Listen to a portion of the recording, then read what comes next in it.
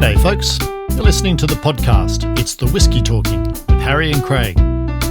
In this podcast we take a light-hearted look at our current favourite whiskey, things that have got us thinking lately, other things that just pop into our heads while we're talking, and matters that have slowly taken on more significance as we ease our way into the last third of our lives.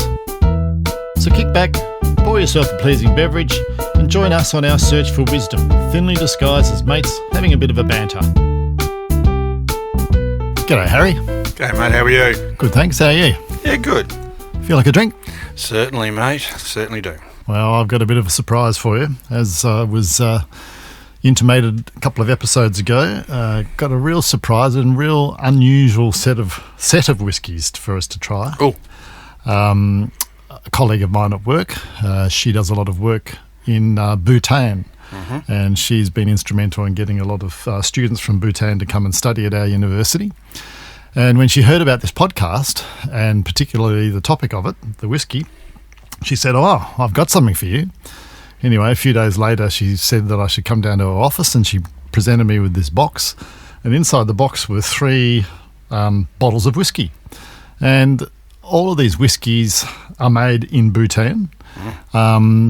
Not renowned for their whiskey producing prowess. You wouldn't have expected that at all. They are apparently variants of Scotch whiskey. They do actually take whiskies from Scotland and then blend them themselves. And I thought we should try them together. We've got 3 of them here, and each one I've got a brief description that I've just plagiarised shamelessly from the various websites. So this first one that we're going to try is called Misty Peak. The Misty Peak whiskey was produced in the year 2015. This bottle was produced to reflect the pristine character of the timeless, majestic mountains of Bhutan. Misty Peak is made of selected blend of 8 years old and 12 years old blended Scotch malt whiskey. It is then mixed in with a carefully selected Scotch grain whiskey. It's infused with the natural spring Himalayan waters for that delicate finish. And this blend gives the whiskey its unique characteristics of different spices and hints of honey with light touch of pettiness. I'm sure that's supposed to be peatiness. I hope it's not a petty one.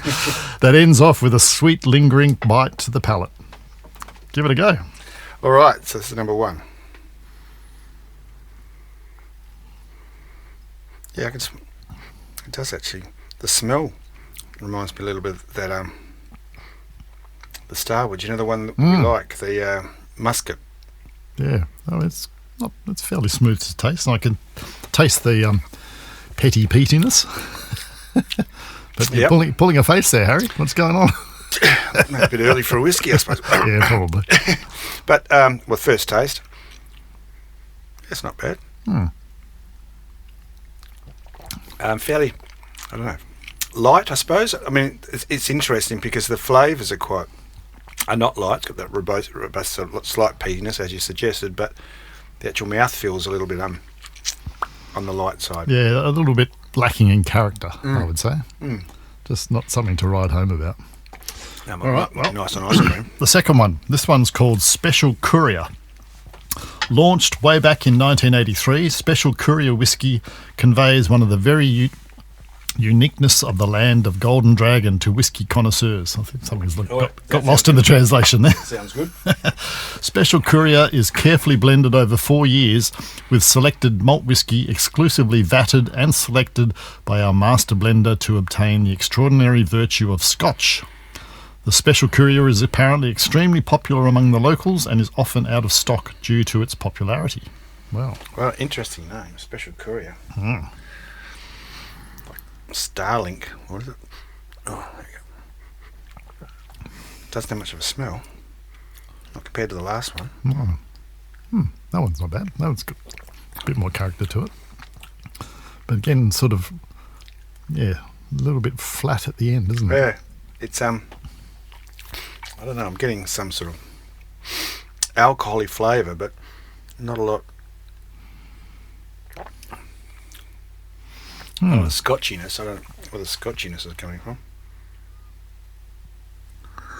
It's quite different though. The two are quite. I mean, to look at them as well. The first one was quite a dark honey colour, and this is very light. It's like almost a a white wine Riesling colour. Yeah, very unusual. Only small glasses, I suppose.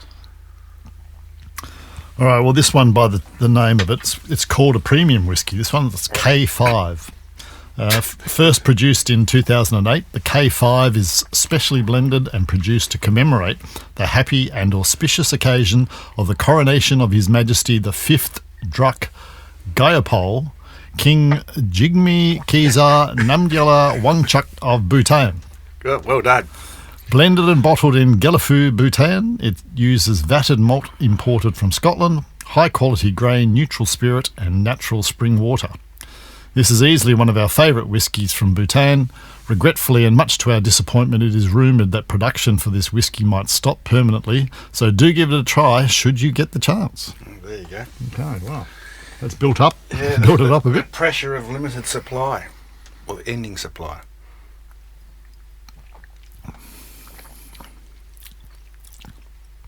Yeah, to me that's better.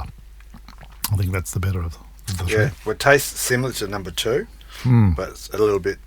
It's like number 2 suddenly grew up. Yes, had that little bit of extra care.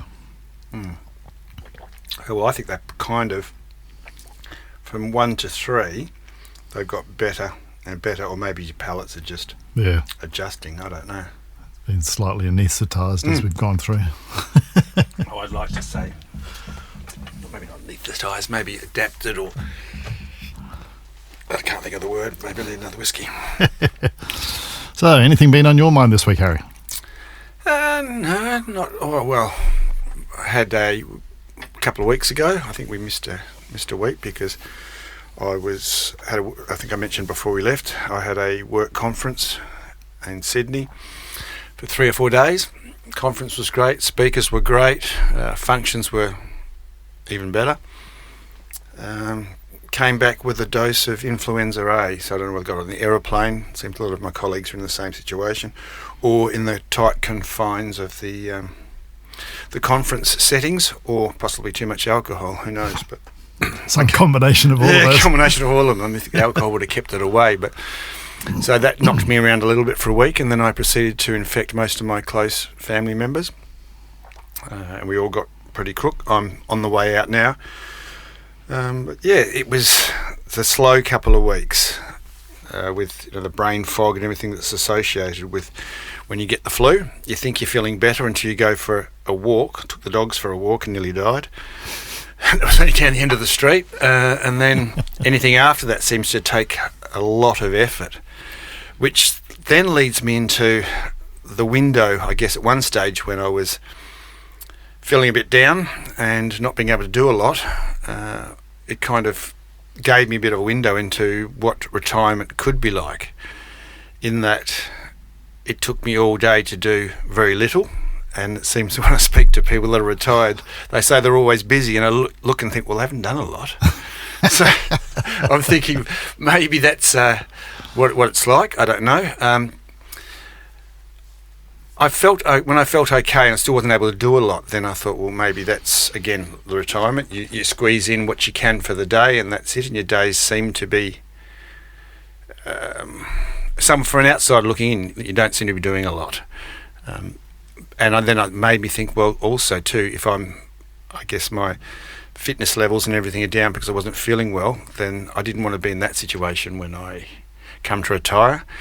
So it just hit home further that as I move into those retirement years, I'd like to be at a good level of fitness, and obviously health, as much as you can control your health, but your fitness you can control.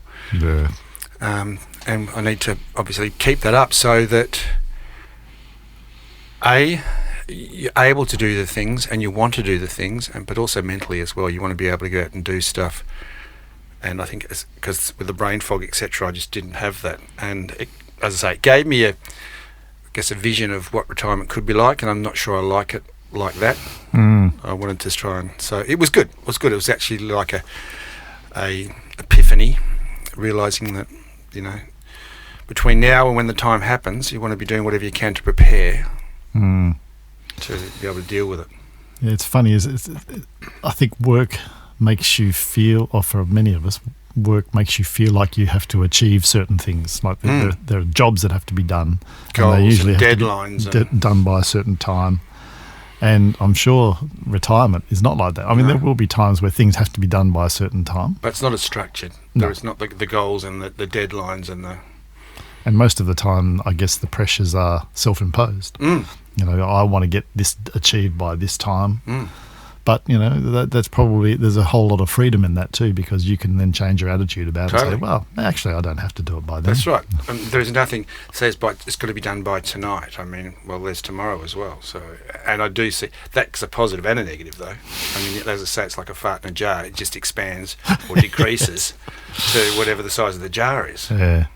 Well, one of my mates, he's always been kept very fit, and I can see that when you're still working, trying to keep fit, you have to fit it into the timetable of your work. But now that he's retired, he says, in the middle of winter, I get ready to go out and do some exercise, and it's pissing with rain, and I think, I might go to bed for another half an hour. Is this Jeff? This is Jeff. Yeah. We'll get Jeff on later. Yeah. Oh, definitely. He'll take an episode in itself. That's right. There's a whole episode about how he's dealt with retirement. And he'll tell you as well. So he's not a quiet, unassuming fella. Well, I've had my own fun in the last week or so. This is less epiphany in this story and just funny to listen to, I suppose, when you're not on the receiving end. So one of my daughters got married a couple of years ago, and she gave me this wonderful photo of her and I walking down the aisle together, and I wanted to put it up in my study. And she gave it to me in a photo frame, and I thought, right, I've got the perfect spot for it.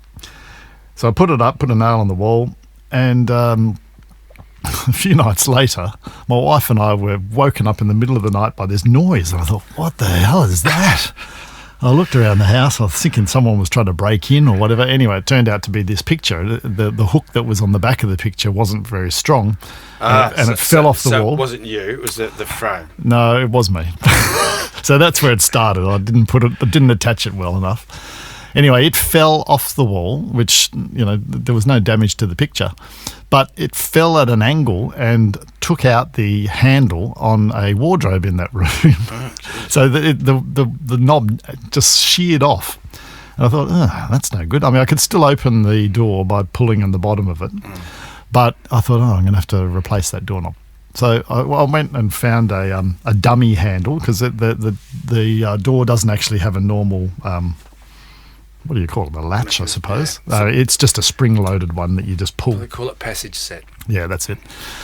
So I just went to find a dummy handle, and I thought, yep, this will do. It matches all the other ones we've got in the house. And so I took off the old one, and I realised I had to drill some holes to get the new one in. So I drilled some holes, and when I did the second one, bing, I heard this sound. I thought, what the hell is that? And it was a long way away from the edge of the door where this hole was. I thought, what's going on here? Anyway, I couldn't open the door anymore. And it turns out, I still haven't got open it, that the spring-loaded mechanism that operates the little latch must have boinged somehow, and it's now fixed into the door frame. I thought, geez. So what started off as a fairly simple job is now a little bit more complicated. So I thought, I can't open it, so I'm going to have to take the door off the hinge. So I struggled around getting the little pins out of the hinges. Because of where it is, there's little room to move, and it was very hard to get enough leverage, and there was a lot of swearing, but eventually I got the things out. So I thought, right, I've got the pins out, I'll just pull the door off the hinge now. It still won't come off the hinge. I thought, no, what's going on here? Anyway, nothing I tried would get it off, so I thought, right, I'm going to have to call in an expert. So my son-in-law, Greg, he's a carpenter by trade, and he knows how to do everything around a house. So I said, can you come and help me one day after work, mate? He says, yeah, sure thing. Anyway, the first day that he said he probably would be able to come, his wife got sick. So Lauren got mastitis, and she's had to go to the hospital for a couple of days, and he's had to mind the kids, and we've helped out and all that sort of stuff. So that week was a write-off, and I suspect now that he's completely forgotten about it because he's so busy. So I'm thinking, oh my God, this tiny job has just stretched out to be the most monumental exercise, and it's still not resolved.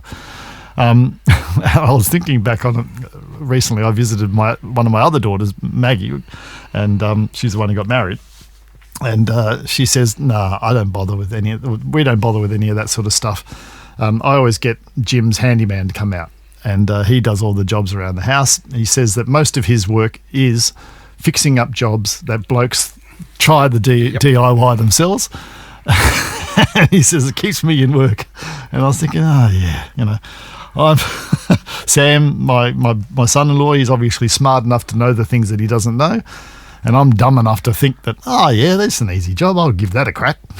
Yeah, perfect. Well, for me, I won't. I'll always tackle it. And as you've just suggested, there is no such thing as a small job. A small job will always turn out to be a big job.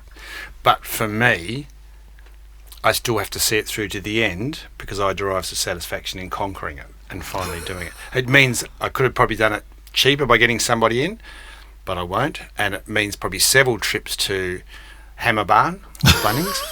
Hammer Barn. Because, and I live fairly close, which is fortuitous. So I'm often there 2 or 3 times on a weekend to do a one minor job. Yes, sounds very familiar. All right, well, as we've established a bit of a pattern so far, well, we've had one special guest. Now we've got a second special guest, and this is another external recording that I made on my trip to Victoria recently. Interviewed my brother on his farm in Gippsland. My brother Jonathan is a veterinary surgeon. He has been in that position for quite a number of years now, and he's done this all around the world. He spent a long time in Hong Kong, and he's returned to Australia around the time of COVID, as many Australians did, and has been working. I think he's working 3 days a week now, and spends the rest of his time on his farm in Victoria, in rural Victoria. And he's got an interesting take on retirement. So let's listen to him for a while.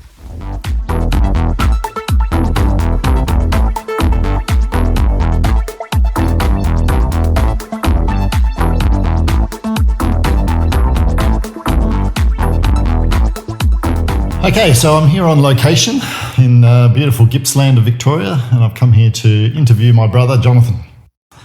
G'day, John. How you going? I'm pretty good. That's good. So Sunday morning, there's no whiskey talking. No, a little early for the whiskey. We're still getting over the wine from the previous night.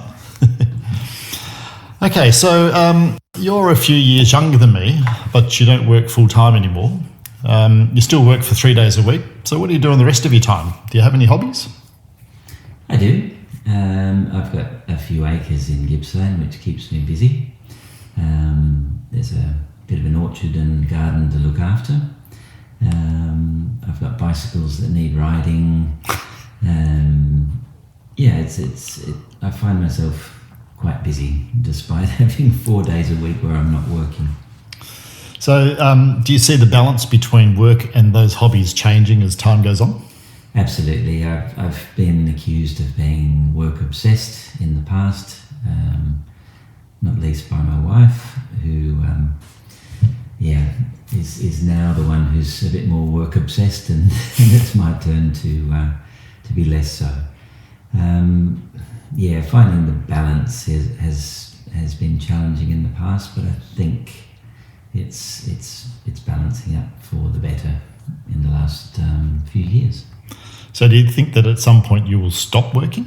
Yeah, definitely. I can feel that devoting time to non-work pursuits is going to be an impetus in the future. So as much as I've loved my work and been quite devoted to it, I don't think it's a lifelong marriage. Yep. So the things that you currently do that are non-work, are you thinking that you'll just do more of those, or are there other things that you think you might start doing? Look, I think it might be a bit of the old and some new as well. I think that retirement or even semi-retirement can be a voyage of rediscovery about who you are, and that person that you put aside when you were establishing your career. I think we get very, very narrow in our careers these days. We're no longer Renaissance people, where we focus on one thing and that's it. And so everything else just falls by the wayside, whether it's music or your desire for the outdoors, or any number of pursuits that I thought were worth pursuing as a youngster. Those things were put aside for 30, 40 years, and now suddenly there's a bit more time and hopefully enough energy to bring them back to the fore. So you sort of touched on it a little bit. So in the past, or even still now, has your work provided you with some sort of meaning in your life, or identity, if you like, that you think is going to be replaced by these other activities in retirement? There's definitely an identity that comes with your work. When you meet a person, they ask you, what do you do and where have you worked, and it's all work focused. We rarely talk about people's hobbies until we get to know them. We rarely talk about the things that make them happy, or what gives them great joy. Those things are the secrets of an individual almost. Whereas work is something we feel happy to talk about, and so it becomes this label that you carry around. And I'll still have that label if I want to dig that one out, and if anyone wants to talk about my career, that's fine. But I think it's always been a bit of a means to an end. While I've been someone who's really enjoyed their work, I don't see it as a be-all and end-all about me and my life. It's a way of navigating my way through the capitalist world. Got to earn a buck. You do. That's the bottom line. If you want to raise a family, you've got to have means to do it. And governments these days are not that supportive of those who aren't working. No, we can't all be bohemian artists. No. As much as we'd like it. Yeah. It raises an interesting point, the difference between your work and your hobbies, sort of, if you like, that the work identity is the public one and the hobbies is almost like a private one, and often, most people don't know about it. And sometimes the most interesting activities I've seen at professional development type sessions is to say to the group, something that's surprising about you, think something that they wouldn't know or about it, and that's when you really get to know people a bit more, and something very surprising. Yeah, that's not something that features at our surgery continuing professional development sessions. It's more about lectures and then drinking. Fair enough. So throughout your working life, have you ever received any advice from your workplace with respect to preparation for retirement? None whatsoever. Yeah, it's probably the nature of the industry that I've been in, the veterinary industry, that you're effectively on your own, and that applies to practice owners as well as employees. It also applies to those in the university system or even in industry. So retirement is poorly discussed, if ever, amongst veterinary professionals. Something to work on, I suspect. So, given that that's the case, have there been any people in your life who've provided you with, let's say, inspiration for planning your retirement? Again, people do their own thing in the vet world.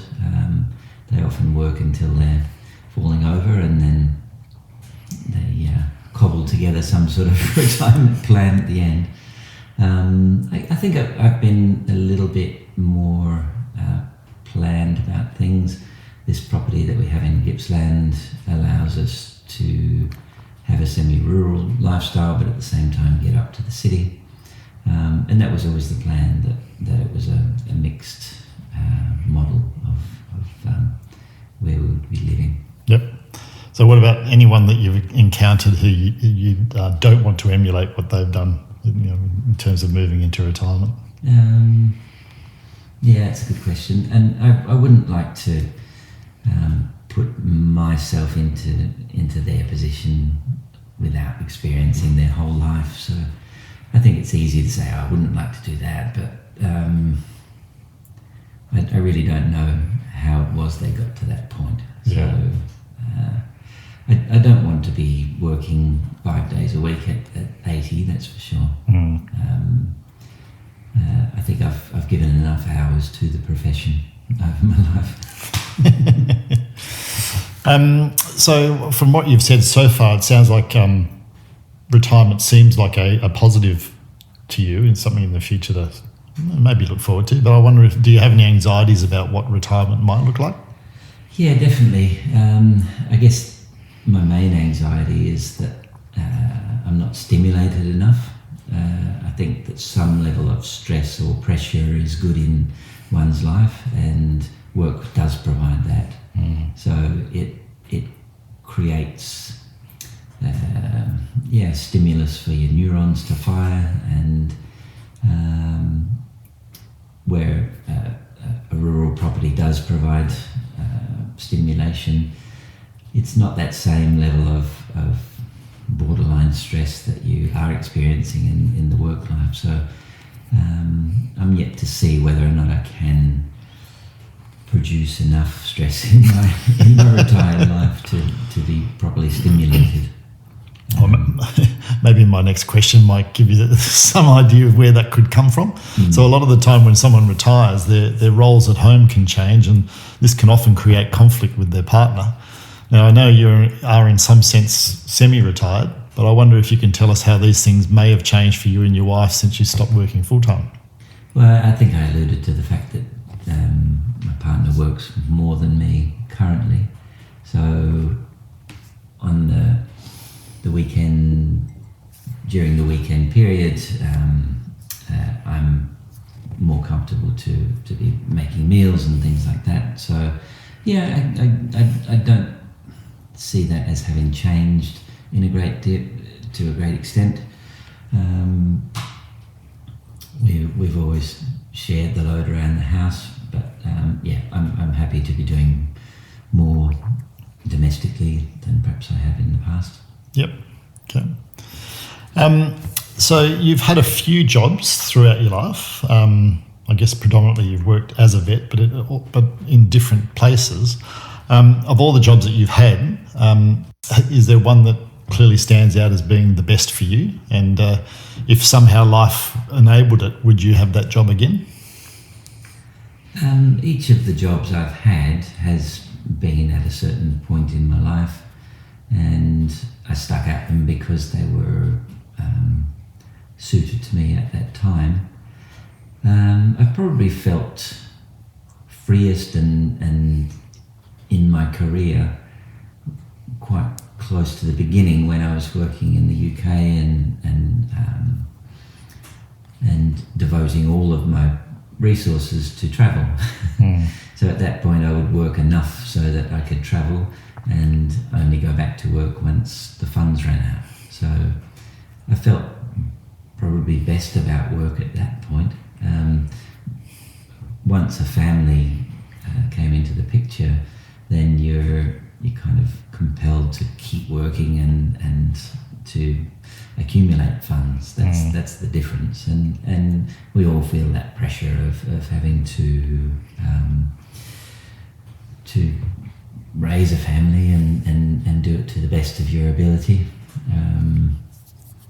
So work then becomes a necessity, and so the pressure to work is an acute one. You feel that, and if there's any threat to that employment, then that's the major stress in your life. So you've alluded to this already, but I wonder if you might have any advice for someone about keeping an even work-life balance. keeping physically active and fit, that's the best way to be able to cope with a demanding career. I think really important to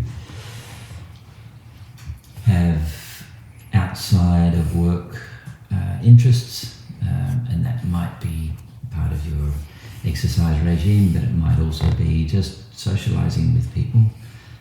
Your social connections are your connection to society, and while you have your work, there's got to be an outside work element to your life as well.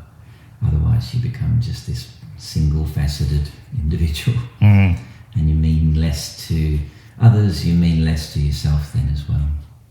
So yeah, it's an interesting point that I was going to ask you about how your work has been related to your social life. For instance, have you had friends that were also work colleagues? Definitely, and I've been blessed with colleagues who are also friends. So we might see each other in the workplace and pass by one another, but at the same time be really close friends outside of work. And that to me has been one of the great joys of being in the vet community, is that people are great friends. Yep. So how do you think that might change if you stop working so much? Probably fewer new vet friends, but the old ones will still be there. Yep.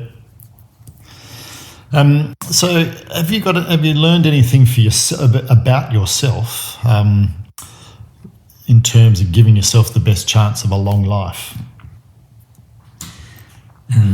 Genetics helps, I suppose, but it's supposedly only about 30% of our possibility of a long life. As I've said before, exercise to your capacity, making sure you don't get too fat, drinking within your capacity again. Good sleep is really important. The older you get, the more difficult it is to have a good sleep. So that will be one of the aims of my older life, is to have good uninterrupted sleep. Yeah, it's certainly painful when you wake up after a very disrupted sleep. Makes the day much harder. It does. So, well, that's about all that I had for you, except for one final question. Do you have any pearls of wisdom for those in the last third of their life? Try to consider your retirement years earlier in your life. Don't just put it off until your retirement is imminent. I think it does require some level of planning. You need to decide where you want to be, what you're going to be doing, and to be able to keep busy during that time. If you're not busy enough, then you need to think about perhaps volunteering for organisations so you can put your skills to some sort of good. I would definitely consider some volunteer work in the future, whether that's overseas development or something closer to home. I think that could be extremely rewarding, where you're imparting your skills to future generations, and at the same time being stimulated by the situation. All right, well, thank you very much. I wish you all the best for your retirement. I hope to share it on occasions and share many more bottles of wine. I think the semi-retired lifestyle that you and Helen have put together is a magnificent one, and I'm sure that you'll be very relaxed and have lots of hours of sleep in the coming years. Thanks, and best of luck with your podcast. Thank you.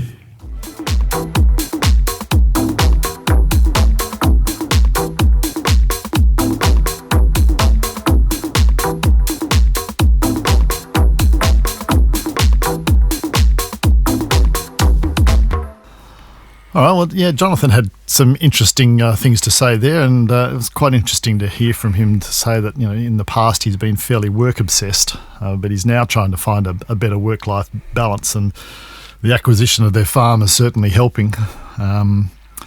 But I thought the one thing that really struck me was his suggestion that retirement, or at least the semi-retirement that he's in, has been a bit of a voyage of rediscovery of who he is. And he reckons that trying to rediscover the person that he was before his career required him to sort of put it aside.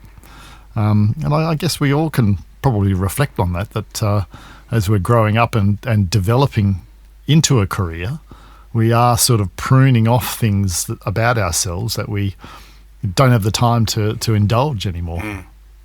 Yeah, I think that's something that obviously hit home to me as well. I just realised that he said it so succinctly, in that you have, when you're younger and I guess freer and don't have the constraints of work and the associated, I guess, timings and deadlines and I guess pressures on you for work, you tend to push away those things that you did before your work, your things that you learnt, your hobbies, your loves, I guess even your passions, and providing those things are still in the background when you come into retirement and there's less, I guess, work requirements and pressures for work, you could be able to fall back into those things. As you said, I don't know that it defines you, but they're the things that you actually did before and you now have time to do them again. And depending what it is too, that I think there are so many things that have changed with technology and everything else, so you can actually rediscover some of your passions in a whole different light. Yep. I mean, I know the music thing, and you guys, your whole family's very musical, and the music thing I think is a big thing for him, and I know it's for you as well. I guess something else that hit home for me as well, which is probably not a great thing, is that everybody talks about passions and hobbies and moving back to those.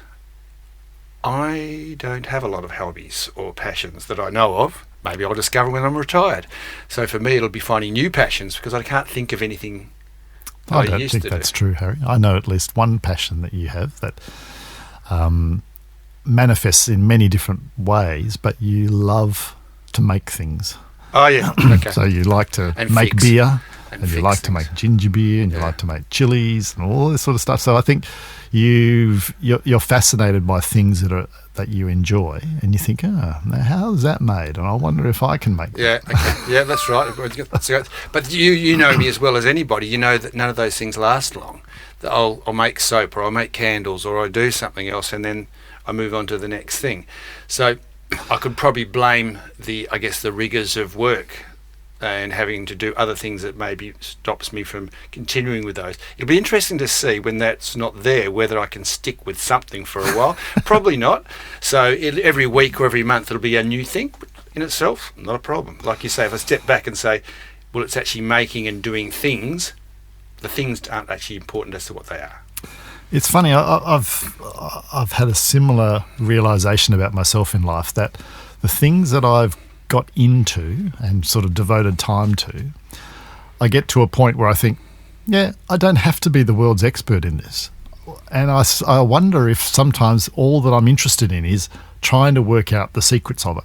So, for instance, let's take music, for instance. So I was always, you start off with music being a massive fan, and you think, I love to play those Beatles songs. I wonder how they did that. And when you learn how to play them and then start to compose your own songs, and you think, okay, so I sort of got an inkling to, what the secret is here. I'd never at all claim to be as good as any of them.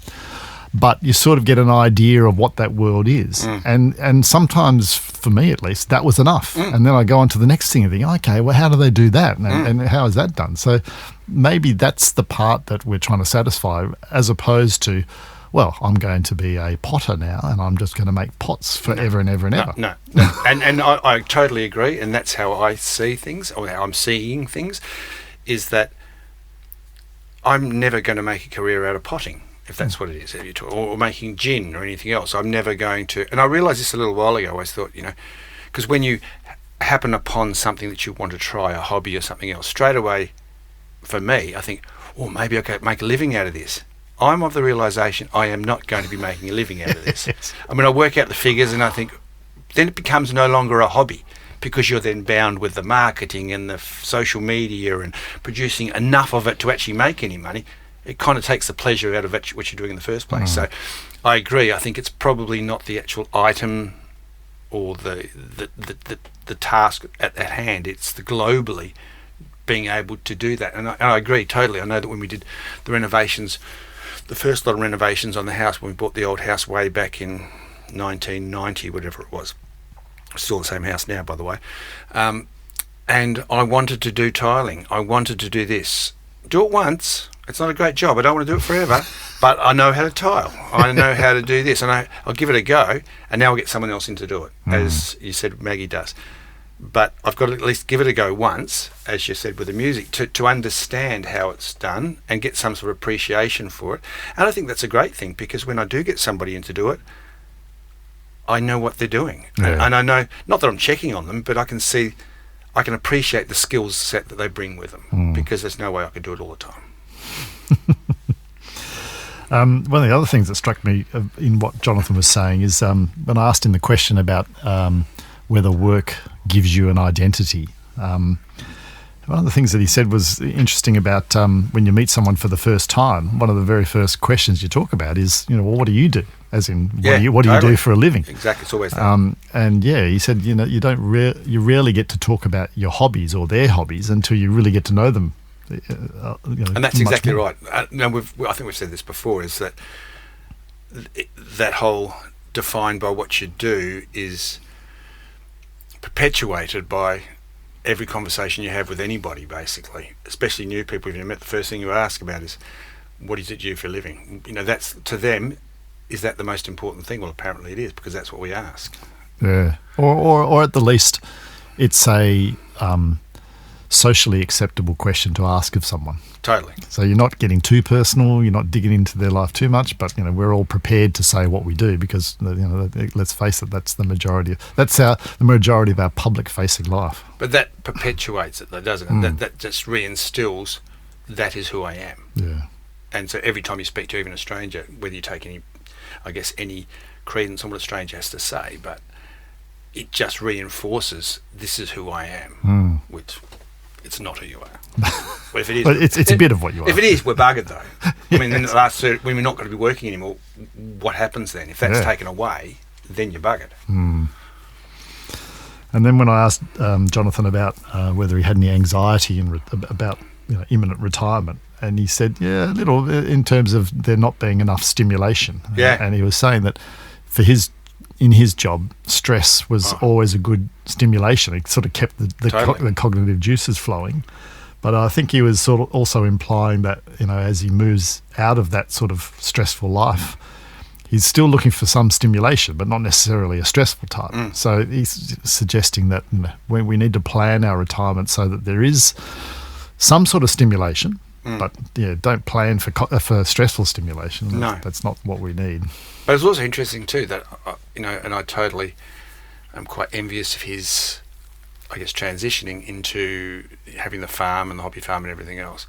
But I can see how that may, like anything else, that becomes something that you do on a regular basis. You get up in the morning, you do your set of tasks and everything else. And I can see how that may at some stage not provide the stimulation that he's chasing. So there's got to be something outside that. And whether, I don't know what that's going to be. And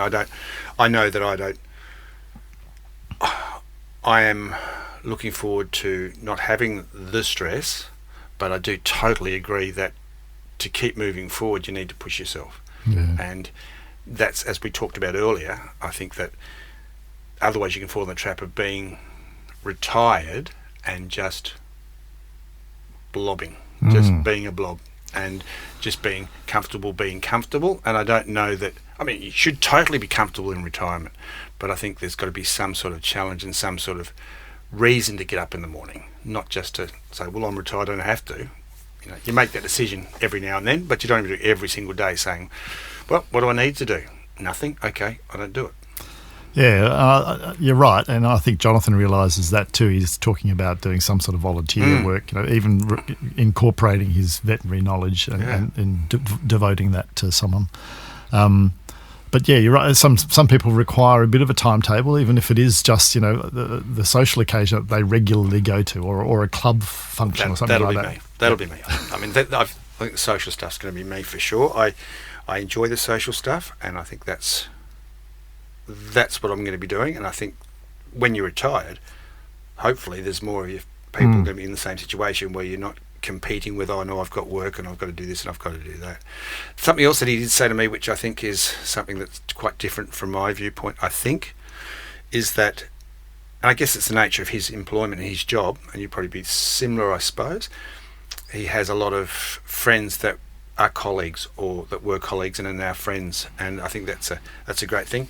I couldn't probably count on one hand the number of friends that I have that actually do what I do, or that I've met during, I mean, it's always been a fairly separated thing, and whether that's just the nature of our job, I don't know. I've got colleagues and I've got friends, and there's very few that in that Venn diagram cross over. I couldn't think of any, actually. It's funny, early on in my career, or I suppose midway, I had a lot of friends who, you know, worked with me, and so much so that when Nikki and I got married, the whole school were invited to the wedding. I remember. But as people have moved on from there, the social aspects of that workplace have really changed dramatically. So that, you know, I hardly ever socialise with them, and if I do, it's sort of, you know, the work Christmas party or I blame the responsible service of alcohol. Yes, I think that's had a major impact on lives. I mean, probably for the better in some respects, but it's certainly cut down the amount of socialising you do with work colleagues. But also, I think as we get older, and whether it's a function of the fact that we just don't have the time, is that you end up with a smaller group of friends that are closer friends. Yeah. I think there is less, and I think our definition of friends changes. I mean, I don't abide the friends that people say, I've got friends on Facebook. Well, they're not your friends. So you have closer friends and maybe acquaintances or work colleagues, and the things are separate now. Yeah, it's like when you finish high school, you've got stacks of friends. You know, these people that you'd say hello to if you walk past them. But, you know, as life goes on, essentially they get pruned. Totally. And because when you think about it, they're only friends because you just happen to be lumped into the same place at the same time. Yeah, exactly. And if they continue on being friends for a while afterwards, it's because they need something from you and you need something from them. Yeah. And once those somethings have been achieved, it's fine, move on. And I'm not saying that's because I've seen it happen the other way, where you think you're still a friend, but whatever it is that you provided to that person is now no longer required, and then they stop seeing you. You can take it personally or you move on, because the chances are you don't need them either. So, and then the true friendships, I mean, like our friendship as an example, we don't, on the face of it, need anything from each other. We probably do subliminally, but it's so entrenched you can't get rid of me, basically. You're like a limpet. Yeah, that's right. Herpes. No cure for herpes. No, you can't get rid of that. So, like, let's say herpes in luggage. Two things you just can't get rid of. All right, well, on that very exotic note, we might wrap it up for this week. Yeah, sounds good. And, we've still got some more whiskey here. We're going to finish these. Got 3 glasses. Yeah, can't see the glasses go to waste, so we'll turn off the machine and we'll finish that off. Okay, right. See you, folks. See ya. Just a bit of an apology before we end up. Earlier in today's episode, I mentioned that the 3 whiskies from Bhutan were provided by a colleague of mine. I think I must have been so excited about tasting the whisky that I neglected to say the name of my colleague. I'm extremely grateful to Dr. Vicky Banham for the generous gift, and so sorry for leaving out that important detail. Thanks, Vicky.